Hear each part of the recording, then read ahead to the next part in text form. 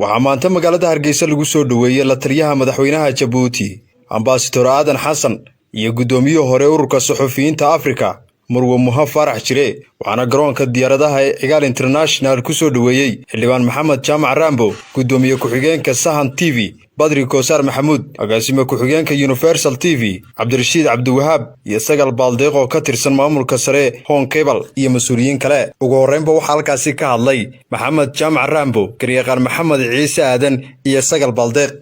saaka waxa ku faraxsanahay inaan madaarka Cigaal ee magaalada Hargeysa ku soo dhaweyno walaalkay saaxiibkay seedigay Aadan Xasan Aadan la taliyaha madaxweynaha Jamhuuriyadda Djibouti ahaa wasiirka hore diinta iyo qaafta Djibouti ahaa safiirka hore ee dawladda Djibouti Aadan Xasan Aadan iyo xaaskiisa Muha Farax Jire Xandulle ku soo dhawaada magaalada Hargeysa waxay soo dhaweynayeen bahdi saxaafadda oo aniga xildhibaankooda horkacaya aadan ku soo dhawow magaaladaadii soo dhaw caasimadaadii ma soo dhaw adiguna aad iyo aad ba mahadsantiin sharaf noo ah inaanu lixdii subaxnimo halkan u nimid sidii aanu u soo dhaweyn lahayn Dr. Aadan Xasan Aadan Balolo wasiirkii hore dhaqanka iyo diinta Djibouti haatana ah la taliyaha madaxweynaha Djibouti iyo Marwo Muha Farax Jire oo ahayd gudoomiye hore ururka suxufiyiinta Afrika ee Char sidoo kalena maxay ahayd mas'uuliyiintii wasaaradda warfaafinta sidoo kale u qaabilsaneed bariga Afrika wasaaradda warfaafinta saaka farxad bay noo tahay saaka halkan ku soo dhaweeyno bismillaahir saaka waxaan ku suganahay madaarka caasimadda Hargeysa waxaan ku soo dhaweynaynaa sida hore loo sheegay seediga iyo walaalkayo Aadan Xasan Aadan iyo sidoo kale Marwo Muha Farax Jire oo halkan ku soo dhaweynaa soo dhaweynteeda u joogno saaka xilli hore oo ay dhaxan ahayd baan halkan iska soo xaadirnay sababta iska soo xaadirnayna waa macnaha ay noo sameynayso inaan walaalkay iyo walaashii aan ku soo dhaweynaa Hargeysa waxaan idin leenahay gurigiina ku soo dhawaada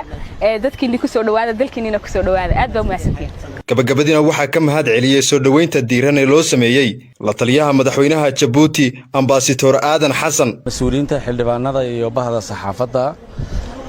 ismaan lahayn makarafoon iyo kamaradiya baa idin sugaya waxaan iskaga soconaynaa safar qoys oo saaxiibnimo abu ahaa hadda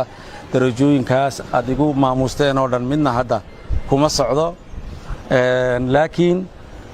waad naga farxiseen waad naga xishoodsiiseen ilaahay idinka jazaaysiiyo soo dhaweynta iyo farxadda aad nageliseen annaga Soomaaliland iyo Hargeysa iyo dadka joogay waa dadkayagii awalna waan u iman jirnay iminkana waxaan u nimadnay qoyskayagii baan u nimidnay oo idinka bilaabma marka runtii xildhibaanada ugu horeeyo walaalkay Rambo iyo